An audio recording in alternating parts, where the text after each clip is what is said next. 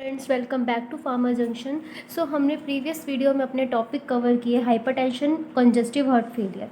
आज हम स्टार्ट कर रहे हैं इस्कीमिक हार्ट डिसीज़, जिसमें आता है एंजाइना, मायोकार्डियल इन्फ्रेक्शन, आथेरोस्क्लेरोसिस एंड आर्टेरोस्क्लेरोसिस। सो हम इस वीडियो में बेसिक देखते हैं कि इस्कीमिक हार्ट डिसीज़ क्या है।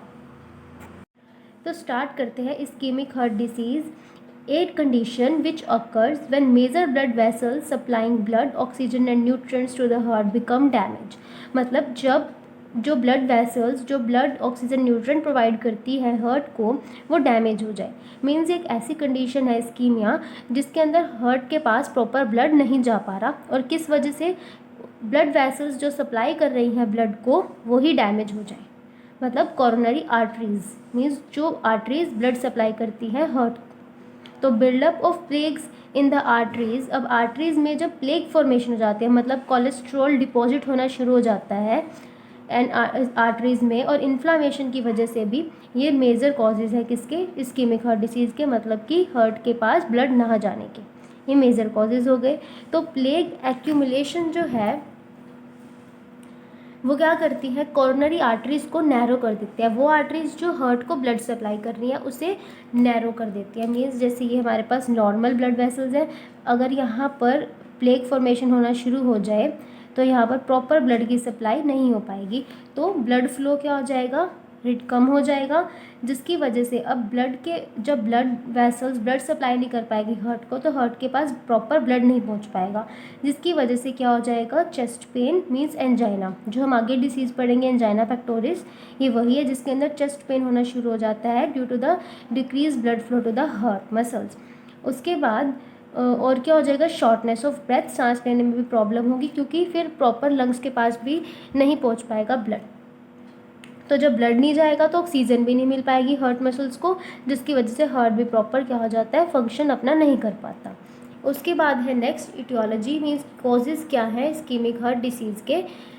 स्मोकिंग की वजह से हो सकता है, हाई ब्लड प्रेशर, जब ब्लड प्रेशर ज़्यादा हो जाए, हाइपरटेंशन की वजह से भी प्रॉपर ब्लड फ्लो नहीं हो पाता।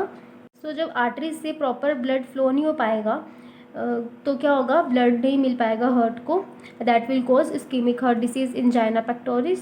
और कोलेस्ट्रॉल का जब लेवल इंक्रीज़ हो जाएगा, मतलब प्लेग फॉर्मेशन होनी शुरू हो जाएगी आर्टरीज में, तब भी फ्लो क्या हो जाएगा, ब्लड का अफेक्ट होगा और हार्ट के पास ब्लड नहीं जा पाएगा, और उससे क्या हो जाएगा, इस्कीमिया। डायबिटीज़ और इंसुलिन रेजिस्टेंस की वजह से भी हमें जो है इस्कीमिक हार्ट डिसीज़ हो सकती है। नेक्स्ट हमारे पास पैथोजेनेसिस, मतलब कि मैकेनिज़्म क्या है प्लेग बनने का, मैकेनिज़्म क्या है इस्कीमिक हार्ट डिसीज़ का। तो सबसे पहले है एक्यूट प्लेग चेंजेस, मतलब जब प्लेग फॉर्मेशन होने लग जाए। Accumulation of cholesterol in the arterial wall पे कोलेस्ट्रॉल एक्यूमुलेट होना शुरू हो जाता है, जिसकी वजह से क्या होगा, अंडरगो मॉडिफिकेशन। मतलब जब कोलेस्ट्रॉल डिपॉजिट होना शुरू हो जाएगा तो वो इन्फ्लामेटरी रिस्पॉन्स को ट्रिगर करेगा, मतलब इन्फ्लामेटरी सेल्स उस जगह पर आना शुरू हो जाएंगे, जैसे मैक्रोफेज, टी सेल्स, रिक्रूटमेंट होनी शुरू हो जाएगी, और फिर क्या हो जाएगा, एक प्लेग फॉर्मेशन होनी शुरू हो जाती है। उसके बाद अब प्लेग का रप्चर हो जाने की वजह से कैसे जो है ब्लड का फ्लो अफेक्ट होता है। तो प्लेग रप्चर और थ्रोम्बोसिस मतलब कि थ्रोम्बस, ये भी एक तरीके से प्लेग फॉर्मेशन है। तो अपॉन प्लेग रप्चर जब हो जाएगा तो प्लेटलेट एक्टिवेट हो जाते हैं एंड एग्रीगेट। जब प्लेग रप्चर होगा तो प्लेटलेट एक्टिवेट हो जाएंगे, और प्लेटलेट एक्टिवेट होंगे तो उसकी एग्रीगेशन होनी शुरू हो जाएगी। अब एक क्लोट की फॉर्मेशन, एक थ्रोम्बस की फॉर्मेशन होनी शुरू हो जाती है due to the platelet aggregation, and obstruct जो करेगी कोरोनरी आर्टरी को, और जिसकी वजह से ब्लड फ्लो रिड्यूस हो जाएगा टू द हार्ट मसल्स, और फिर क्या होगा, एक्यूट कोरोनरी सिंड्रोम, जैसे कि एंजाइना हो जाएगा या फिर मायोकार्डियल इन्फ्रेक्शन हो सकता है। थर्ड हमारे पास पैथोजेनेसिस मैकेनिज्म है कोरोनरी आर्टरी वैसोस्पाज्म। प्लेटलेट जब एग्रीगेशन होना शुरू हो जाएगी तो एक वैसोस्पास्टिक मीडिएटर्स थ्रोम्बोक्सिन A2 रिलीज होगा। वैसोस्पास्टिक मीडिएटर क्या कराते हैं, आर्टरीज को नैरो करा देते हैं, स्पाज्म करा देते हैं, उसका कॉन्स्ट्रिक्शन करवा देते हैं आर्टरीज की। तो जब कॉन्स्ट्रिक्शन हो जाएगी आर्टरीज की तो ब्लड फ्लो नहीं हो पाएगा और हार्ट के पास ब्लड नहीं जा पाएगा, that will cause ischemic heart disease. Next है इस्कीमिक हार्ट डिसीज़ के साइन एंड सिम्टम्स क्या है, मतलब जब ब्लड प्रॉपर सप्लाई नहीं हो पाता हार्ट को तो क्या साइन एंड सिम्टम्स आएंगे, क्या आ सकते हैं, एंजाइना पेक्टोरिस, मतलब चेस्ट में पेन होना शुरू हो जाएगा, mainly in the cold weather और इमोशनल कंडीशन में। Myocardial infection, heart attack, means जो सेल्स हैं हार्ट के वो उनकी डैमेज होना शुरू हो जाएगा, उनकी डेथ होनी शुरू हो जाएगी। उसके बाद हार्ट फेलियर भी हो सकता है, मतलब जब ब्लड प्रॉपर हार्ट के पास नहीं जा पाएगा तो हार्ट फेलियर हो जाएगा। मीन्स जब ब्लड नहीं जाएगा हार्ट के पास तो ऑक्सीजन और न्यूट्रिएंट्स भी नहीं जा पाएंगे हार्ट मसल्स के पास, तो हार्ट मसल्स जो है वो प्रॉपरली कॉन्ट्रैक्ट नहीं कर पाएंगे और पंप नहीं करवा पाएंगे ब्लड को थ्रू आउट द बॉडी, जिसकी वजह से क्या हो जाएगा, हार्ट फेलियर। उसके बाद है डायग्नोसिस। अब डायग्नोसिस कैसे कर सकते हैं, एक कर सकते हैं हम इलेक्ट्रोकार्डियोग्राम से, जो इलेक्ट्रिक इम्पल्स को मेजर करता है हार्ट की। दूसरा इकोकार्डियोग्राम, जिससे हार्ट की इमेजेस मिलती हैं। मैग्नेटिक रिजोनेंस एंजियोग्राम, जिससे हम ब्लॉक्ड आर्टरीज की डायग्नोसिस कर सकते हैं। तो इससे हम डायग्नोज कर लेंगे कि प्लेग की फॉर्मेशन है और इस्कीमिक कंडीशन है।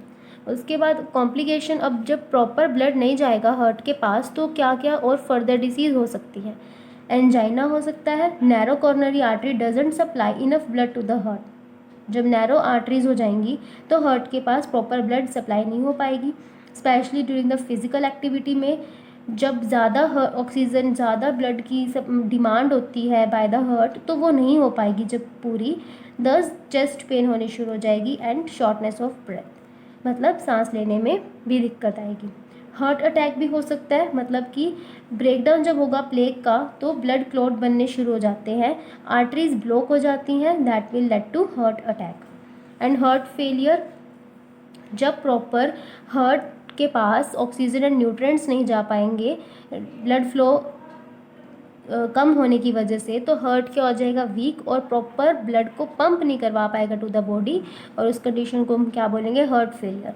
हार्ट फेलियर एक ऐसी कंडीशन है, मतलब कंजेस्टिव हार्ट फेलियर, जिससे ब्लड जो हार्ट है वो ब्लड को पंप नहीं करवा पा रहा, क्योंकि हार्ट को भी ऑक्सीजन सप्लाई चाहिए, न्यूट्रिएंट्स की सप्लाई चाहिए, जो कि कम हो जाएगी क्योंकि इस्कीमिक हार्ट डिसीज़ में ब्लड नहीं जा पाएगा हार्ट के पास। तो जब ब्लड नहीं जा पाएगा तो हार्ट मसल्स जो हैं उनके पास ऑक्सीजन न्यूट्रिएंट्स नहीं जा पाएंगे, और जब वो न्यूट्रिएंट्स ऑक्सीजन की सप्लाई हार्ट मसल्स को कम हो जाएगी तो वो प्रॉपर पंपिंग फंक्शन जो है उसका, पंपिंग एक्शन जो है हार्ट का, वो भी क्या हो जाएगा, इनहिबिट, और उस कंडीशन को हम क्या बोलेंगे, हार्ट फेलियर। उसके बाद एबनॉर्मल हार्ट रिदम हो जाएगी, इम्प्रॉपर जब ब्लड की सप्लाई होगी टू द हार्ट, जिसकी वजह से हार्ट के टिश्यू डैमेज हो जाएंगे और इलेक्ट्रिक इम्पल्स में भी इंटरफेयर होगा और एबनॉर्मल हार्ट रिदम होगी, मतलब हार्ट बीट जो है वो एबनॉर्मल होनी शुरू हो जाएगी, मीन्स बढ़ सकती है फिर कम हो सकती है, ठीक है।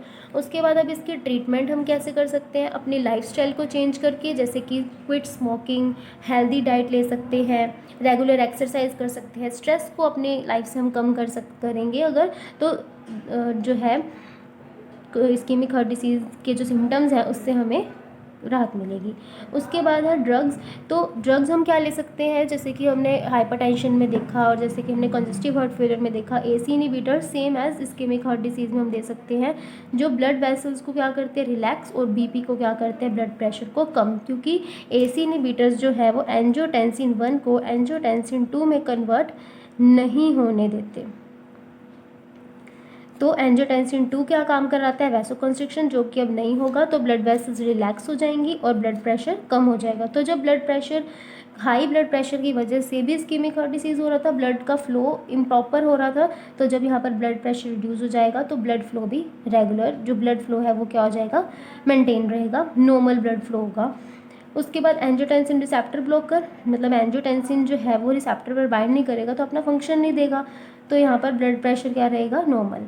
बीटा ब्लॉकर्स दे सकते हैं, नाइट्रेट्स दे सकते हैं, जो नाइट्रेट्स होते हैं वो ब्लड वेसल्स को डायलेट कर देते हैं, तो जब ब्लड वेसल्स डायलेट हो जाएंगी तो ब्लड का फ्लो भी बढ़ जाएगा टू द हार्ट। स्टैटिन्स दे सकते हैं, स्टैटिन्स ऐसी ड्रग्स हैं जो कोलेस्ट्रॉल लेवल को रिड्यूस कर देती हैं, तो जब कोलेस्ट्रॉल का एक्यूमुलेशन होना कम हो जाएगा तो प्लेग की फॉर्मेशन भी नहीं होगी और प्रॉपर ब्लड की सप्लाई होगी टू द हार्ट मसल्स, और जब हार्ट मसल्स के बाद प्रॉपर ब्लड जाएगा तो वो भी प्रॉपर फंक्शन करेगा हमारा हार्ट।